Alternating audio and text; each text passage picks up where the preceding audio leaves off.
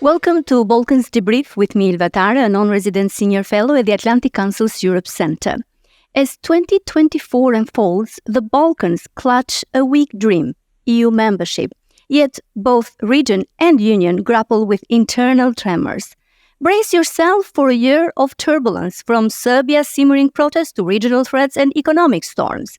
Ivan Krastev, a thought leader whose words and opinions resonate across the Balkans and beyond, joins me today to dissect the year's most defining moments. Will the Balkan emerge resilient from this crucible? Ivan Krastev, chair of the Center for Liberal Strategies in Sofia and a permanent fellowship at the Institute for Human Sciences in Vienna. Welcome to Balkans Debrief, Ivan. Thank you very much for the invitation. While the EU leaders tout future Balkan membership, a cloud of uncertainty lingers, and also public impatience grows. I want to explore the EU's overall health with you before discussing enlargement. What is your take on the state of the Union, and what is your perspective on the European elections this year? Listen, European Union is in a very critical moment because many of the assumptions on which both European security and the European economy has been built have been dramatically challenged in the last years. European Union was very much taking its security for granted. And then came the Russia's war in Ukraine, and they cannot do it anymore. European Union very much believed that economic interdependence was enough to secure peace. Basically, then you understand that economic interdependence can be also weaponized, and this is what happened with the gas markets in Europe. We have managed to convince ourselves for decades, particularly after the United States war in Iraq, that military power doesn't matter. And then you understand at all costs that it doesn't matter, particularly when you don't have it. And plus, economically, if you look in the last 15 years, you're going to see that Europeans have been really shattered by 5 important crises. You have climate, but you have migration, you have economic crisis, you have COVID, you have the war. And one of the things that we are seeing today is that basically Europe is fragmented, not simply on the traditional left-right divide, so not simply between the different states, but between different tribes, which put the different values on these different crises. European Council on Foreign Relations have been doing some polling recently, which showed that while in countries like Germany, immigration crisis is now perceived as the most important crisis, for Estonia and Poland, this is the war. For Italy, this is the economic crisis. For France, it is climate. I'm saying all this because in a certain way, this fragmentation of the European Union is something that we're seeing. So while basically nobody wants to exit Europe, and this is very different than in 2019, obviously, European Union is the way we know it, is not going to remain. We're going to see a major kind of remaking and restructuring of the Union. So even this talk about enlargement, be it the Balkans, be it about Ukraine, this is not simply about enlarging the European Union as we know it. It is basically remaking it in a totally different geopolitical and economic situation. And what shall we expect from the European elections this year? Listen, if you go on the opinion polls, you're going to see several things. That nevertheless, that we're calling it European elections, most of these elections are national elections. But what you're going to see is that in many countries, parties which are much more on the far right are going to perform better than ever before. And this goes to France, where most probably Marine Le Pen, again, is going to be number one political party, and probably she's going to get even bigger gap with Macron's party. And you're basically seeing also what happened on the Dutch elections, and you're seeing what is happening in Austria and other places. So from this point of view, you're going to have a certain type of a shrinking of the traditional center-left and center-right that have been still kind of critical for the consensus that was keeping the European Union over the decades. On the other side, as I said before, you don't have any single important European party that basically believe that their country should leave the Union, which is very different than 2019, where almost 16 or 17 major parties have been playing with the idea of the referendum of leaving the European Union. So in a certain way, it is not about to have European Union or not. The problem is what kind of a union. To what extent it is basically should be reduced to much more economic a common market, to what extent basically the political conditionalities are going to be important, and particularly the rule of law. And here you see basically Europe going in different directions. On one level, you have the elections in Slovakia, where you have a party which is much more kind of this traditional populist conservative way. On the other, you have the Polish elections that basically shows that it's not that all European countries go in the same directions. Basically, the victory of the Tusk-led opposition was critically important in one of the most important European countries. And then, as I said, you have a difference in the way the Europeans see the importance of different crises. For countries around Russia, what is happening in Ukraine is very much about their own security. You're all going to be surprised that countries like Portugal and others, which are on the other side of the continent, probably are much worried about other things. So don't expect that European elections are going to tell us how Europe is going to look like in the next 5 years. But be prepared that any type of fragmentation within the European Union is going to make the decision-making much more difficult. Because one of the strengths, but one of the weaknesses of the European Union is that on some very important decisions, all member states have a veto power. And normally veto power was perceived to be the nuclear option. Now my fear is that some of them are using it as a conventional weapon. You mentioned the veto. What are the chances to be revoked? Because the internal reforms within the EU itself are frequently cited as vital for a successful European Union. And since we are talking about the Balkans, also for the enlargement strategy, are you optimistic that this reform will happen? And what aspects of the reform should be included? And what may be a timeline for those? Listen, I'm very skeptical to what extent there are going to be a consensus about changing the treaties. Because in order to basically remove the veto power, in order to go for the majority voting, you need the agreement of all member states. And it's not only Mr. Orban. When it comes to veto, don't forget that one of the paradoxes of the current situation in Europe is that people are convinced, probably more than 5 or 10 years ago, that all European member states are too small in order to play a major role in the global economy or global politics. But on the other side, there is a very strong sovereignty sentiment. And veto is what people understand by sovereignty. This is, the story is that veto was always there, but people were not using it. Now we're in a situation in which much more countries are trying to basically threaten veto or use veto, and of course Hungary is overperforming on this. So I don't expect this. What could happen is that if Mr. Orban decided basically to push too much, you can expect some of the member states basically to try to go with a deeper integration, trying to have certain spending outside of the European Commission and others, particularly when it comes to creating the common defense industries, when to go to different type of integration. And then we're going to end up not with simply multi-speed Europe. We're going to have a Europe with variable geometries. And this is something that, of course, is a problem because it is not simply what the countries want to do, but this is going to very much going to affect the consistency and the coherence of the European project. So while we're talking about challenges and internal reforms, I'm sure you followed the December EU Council conclusions, which signaled a cautious hope for renewed enlargement momentum. In your view, did they fulfill the expectations raised during 2023 for a Ukrainian effect that we all talked about? How will this realistically impact the Balkans countries' path to accession, in your view? No, listen, it's a totally different moment. Before, there was a certain consensus on the Balkans, and the consensus was all these countries are going to be in the EU, but God knows when, and nobody should be very much asking when. So as a result of it, it created a situation which was quite kind of demotivating and paralyzing both governments and societies. As you know, one of the famous jokes about the Balkans is what is the difference between the pessimist and the optimist when it comes to the enlargement.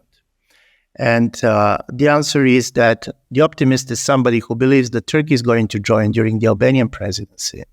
And the pessimist is going to believe that Albania is going to join during the Turkish presidency. So from this point of view, there was a moment in which the idea was that the Balkans now are parked in the waiting room, and there it's comfortable enough. People can move freely, and this is going to be enough to keep certain level of reform process. It does not work like this. As a result of it, basically one of the major problems that the Balkans really are facing is a loss of people, and particularly young people. And as a result of it, basically, it was only with the war in Ukraine where the major question that European Union was facing is where are the borders of Europe? And here, for the geopolitical reasons, it was very clear that if the European Union cannot integrate the Balkans, all its kind of claims that it can play some bigger role, not global, but even regional, is not going to be serious. But then the story is how to do it. And how to do it in a moment when many countries in the region basically have learned how to live in the waiting room. And even nevertheless, that basically the waiting room in some places have been turning into the emergency room. Basically, society have been losing hope. And I always like to quote my Albanian colleague Remzelani, who in my view gave the best description of what happened in the region, particularly in the last decades. He said, we have a transition from repressive to depressive regimes. And of course, it's different from country to country. But this level of a kind of an optimism that you have in many countries in the beginning of the process has been lost. Everybody learned the new game. And as a result of it, the problem was how 2023 is going to change it.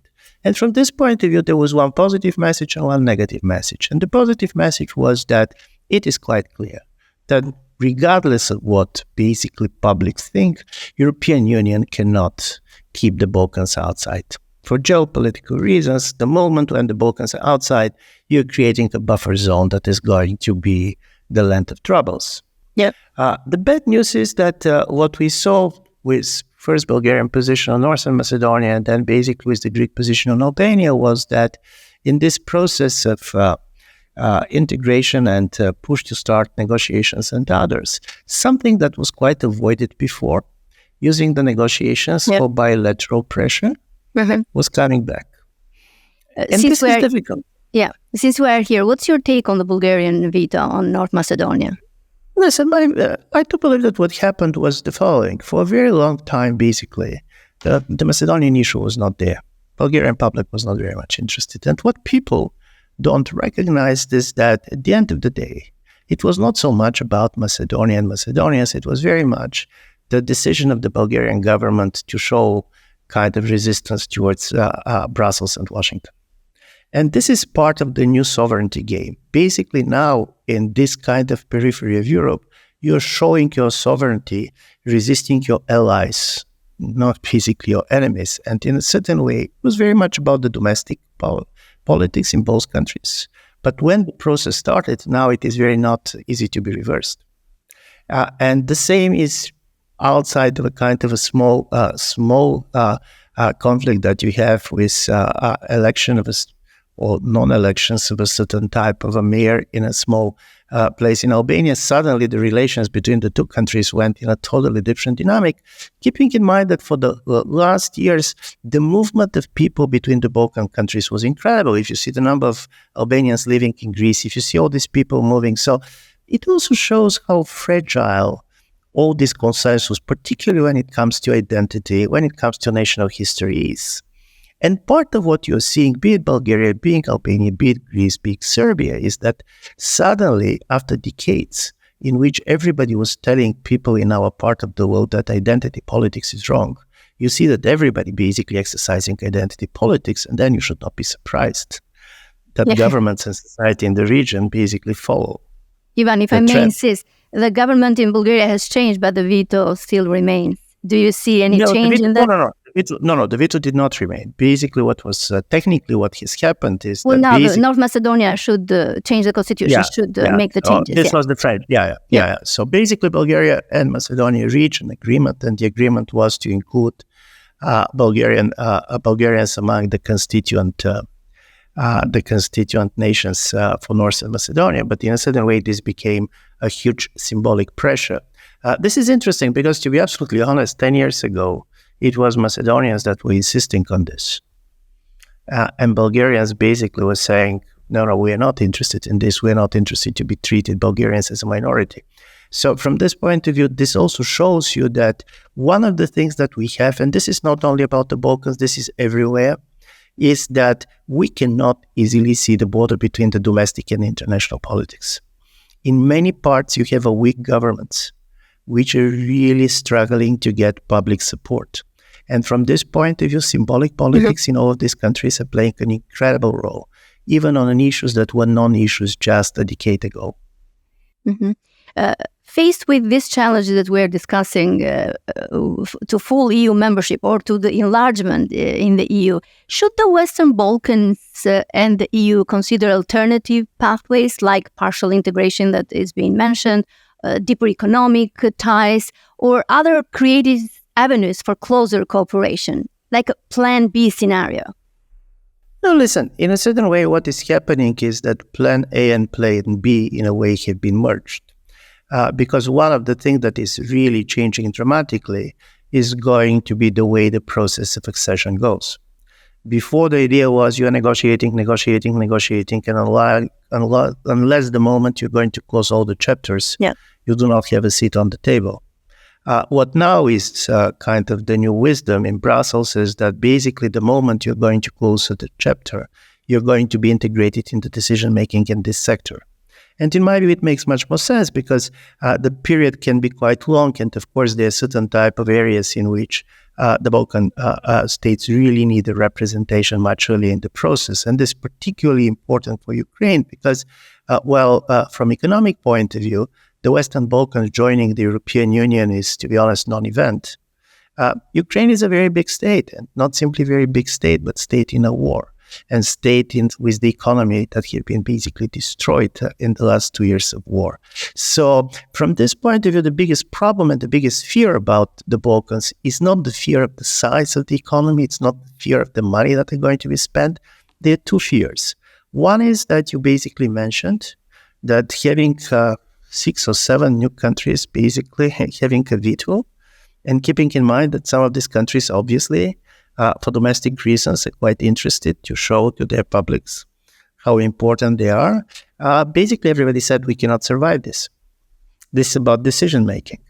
And the other is that, and this is a really difficult trade-off, part of the problem in Bulgaria and Romania was part of this, is that you see that the moment when the country gets into the European Union, for example, the quality of the rule of law and certain type of reforms not necessarily are going to speed up, just the opposite. There is also a reverse direction.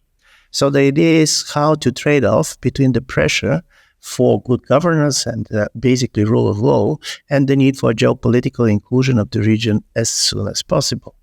And I do believe this is not an abstract question. You cannot say, okay, I'm preferring this and that. It is all the time going to be trade-offs. They're going to be very much also influenced by things that are happening outside of the region. And also you can see that as a result of it within our own societies, certain type of European consensus is much more hollow than it used to be. And one of the reasons is that when people are saying, for example, where are all these pro-European voters, you can joke and say many of them are already in Europe. You're going to see them in Berlin, you're going to see them in Paris, you're going to see them in other EU member states. So many people in the Western Balkans starts to fear that you have aging population, that you basically have a declining populations. And from this point of view, Europe is the big hope, but also the Europe is a big fear.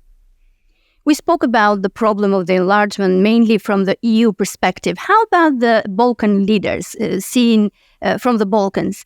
Do you think that they have to share part of the blame on, let's say, internal issues with their leadership, with the reforms? And in your view, do Western Balkan leaders need to adjust their public messaging on the main reforms that they should do, like rule of law, fight corruption, and kind of find a new way to talk to the European voters, to synchronize with them? Listen, for sure. And at the end of the day, it's up to the national leaders to promote these policies. And what happened is, and this is the 3 different things, but very important. One is some of these leaders realized that pushing simply for European integration is not a guarantee that you're going to be re-elected. And this is part of the bad signal coming from North Macedonia and other places. You are a great student. Yeah. Everybody is basically praising you. But at the end of the day, your voters said no. Secondly, what happened is that some people believe that politicians are not very intelligent people. This is not always the case. They learned that the game is different. In a certain way, they became very selective in the way that basically they're implementing what comes from Europe. They basically very much implement policies that work for them, and at the same time, they basically ignore things that is putting challenge on their power. And one of the big issues that you have in the region, of course, is the state of the media, and this is all over the place. Certainly, and this is very important, while there is economic progress in many countries, and from this point of view, of course, these countries are not the same place. And this is very important because the problem with the Balkans is that you're talking about 20 million people, you're talking about not a big territories. But these are different countries. They have different dynamics, they have different sensitivities, that they have a very different relations between each other, but also they have a very different problems. So as a result of it, basically, when you think in geopolitical terms, and this is kind of a lot that comes from the new Brussels thinking or from Washington, you all the time think about the region. But paradoxically, European integration was based very much on bilateral relations country to the EU. And it worked in the Central and Eastern Europe. It's totally different now because if you're going, for example, to push certain countries and ignore others, you can destroy certain type of balances. And this makes the European Union very, very difficult, particularly keeping in fact that Kosovo is even not recognized by all EU member states. So from this point of view, you have so many kind of legacy issues which you don't have in other places. And funnily enough, before, the post-Soviet space was perceived as the place which is dominated by frozen conflicts, and the Balkans was the problem, a length of frozen solutions. Everybody knew what should happen, but they don't understand why it is not happening. But now in this situation, in a certain way, you can see kind of some of the old conflicts coming back, certain type of problems that you believe have been solved are not solved anymore. So the fact that everybody knows that Europe is much more interested in the Balkans these days also gives a much more negotiating power to the leaders on the ground. And keep in mind, most of these leaders have one major priority: they want to be re-elected. And what they're doing very much go into this direction. We are talking until now about the EU, but there is another very influential player in the Western Balkans, and that's the United States. Do you think the 2024 November US elections will alter the US engagement in the region? How can this change, and what could this mean for the region, in your view? Listen, the elections are going to change very much the general if basically they're going to be a return of President Trump or new Republican president. It's not about the Balkans. It's basically about how the United States is going to see its role in the world. And obviously, in the United States, there is a pressure on certain groups of society that America should come back, that America is too much involved. It's not about the Balkans. It's about everywhere. It's about Ukraine. It's even about the Middle East and so on. So in this situation, of course, the Balkans are in quite interesting place because on one level, the Balkans are a very small place, but it was one of the places in which the previous Trump administration strives to be very active in pushing for solving certain conflicts. As a result of it, the Balkan leaders probably has a better access to some of the foreign policy figures in the Trump surrounding than many others. So what we can expect is even before the elections, already in April and May, many of the Balkan leaders are trying to basically hedge and start to adjust their policies based on the belief what they expect that another administration will do. Listen, nobody knows what next administration is going to do, and this is true for Trump administration. In a way, it's even true for if they're going to be a next Biden administration. But the problem of the small countries is that small countries always has a big imaginations. What do you mean? I'm going to tell you, when you're a small country, one of the things that you cannot accept is that nobody is interested in you. We're coming from small countries, and you know that in a certain way, all of our countries believes that all global politics is very much focused on your country. You believe that everybody is interested in this, and this is very normal. In a certain way, this is how the world is. So you can expect that already in April, in May, waiting for the elections, and because the United States, of course, has a very big footstep in Europe, have been playing a very important role, different political players, big country, big political leaders, we try to imagine also how the next administration can treat the region, what they can gain or what they can lose, and this is very much going to define their policies. So we're also in the Balkans going into the kind of year of a big hedging. And this type of a hedging is also going to have an impact in what governments will do, but particularly in what they will not do. And particularly, I want to bring your attention and our discussion to Serbia, recent developments after the parliamentary elections. In your view, should the U.S. policy towards Serbia in this case change? I'm going to briefly mention Politico said that the West has lost the plot in Serbia. The Guardian voiced an editorial saying that the state capture in Serbia is a problem for the region and for the EU. And the Washington Post calls the Biden policy in the region as a failure. Do you think there is a need for a change from the Washington, D.C. approach to the Balkans? And this appeasement that the Biden administration has been accused, will this end, in your view? No, listen, the biggest problem is, of course, nobody's happy of what you're saying, but what exactly you're going to do. This is the story. One of the stories was that one of the major objectives of the American policy in Europe in general was isolation of Russia, because the Russia-Ukrainian war was the major objective of the U.S. foreign policy. As a result of it, basically keeping the distance between Serbia and Russia, between Belgrade and Moscow, was something that was very much there. So as a result of it, it gives, of course, a lot of room for maneuvering on Belgrade. So you can provide certain weapons to Ukraine, and on the other side, you are not going to do other things that you're pushed for. But one of the biggest problems in the Balkans is that while there is a very active pro-Western and pro-European minorities, one of the things that basically nobody can be sure is where the majority of the public stands. And this is, of course, the result of years of media policies. This is because of many other things. But this is why I'll be surprised. You can have certain toughening of the language. You can have this and that. Do I believe that the West will go on sanctions on Serbia? I don't believe it. And I don't believe it because, in a certain way, one of the things that the West really hates is a Belarusian scenario, in which you're doing certain things and nothing is changing on the ground, and this is exposing your weakness. And particularly in an election year, and particularly as all these conflicts going around, one of the things that you don't want is a kind of a conflict that is going to expose you as weak. So you're saying that it will not put sanctions on a pragmatic point of view, but should it actually sanction for whatever is happening with the elections, the accusations, the alleged manipulations? This is not the first elections in the regions that are free but unfair, unfortunately. And in a certain way, the biggest problem of any policy is policies should be judged on the effectiveness. The problem is, can you have an effect that you want? And the biggest problem, and this is not only the problem of Serbia, this is the problem of Bosnia.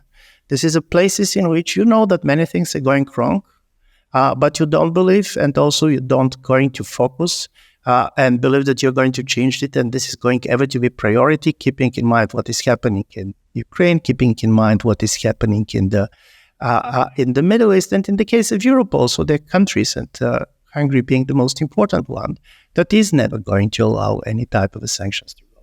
So from this point of view, when it talks to the Balkans, we're talking much more realpolitik than people are ready to admit. I agree.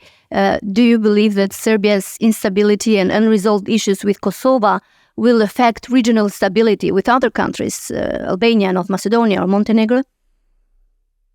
I don't know. The story is that on the other side, one of the things that leaders in the region learned is that probably for domestic political reasons from time to time, you can benefit electorally from a small conflicts, but you can lose quite a lot in a big conflicts because economically the region is very much dependent on Europe. The level of instability is there. So while I can see kind of a sparks of problems here and there, I don't believe that you can have the type of destabilization that many have been fearing. But listen, it always depends on the context. And honestly speaking, I much more believe that this is not going to happen in the Kosovo case.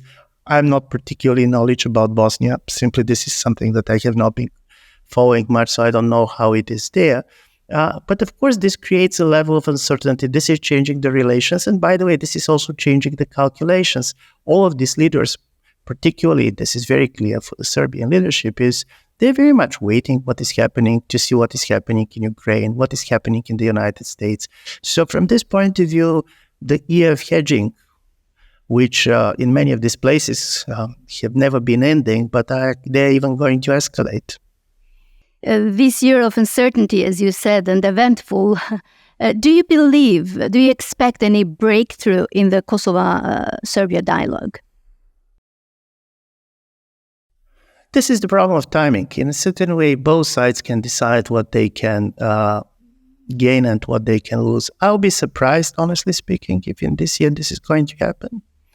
On the other side, one thing that people should not underestimate is the political intelligence of different players, which were quite clear that exactly because you're coming from small countries and because there is a lot of external interests that are playing there, from time to time the local leaders can be much more entrepreneurial, either creating conflicts or solving conflicts. So while if you're going to ask me what is the highest probability, I do believe that the highest probability is much more to have at the end of the year the situation in the way it is. But on the other side, I'm not excluding that for their own reasons, both Pristina and Belgrade can decide to show certain type of an agency, because this is going to be one of the things that they try to convince their own publics. And the idea is that the region is not simply the playground for big powers, that local leaders have a say, and that basically they can change many things if they decide to do it. And do you believe that the Prime Minister Kurti will hold elections in northern Kosovo as is required by the international partners, and also implement the ASM in this volatile year?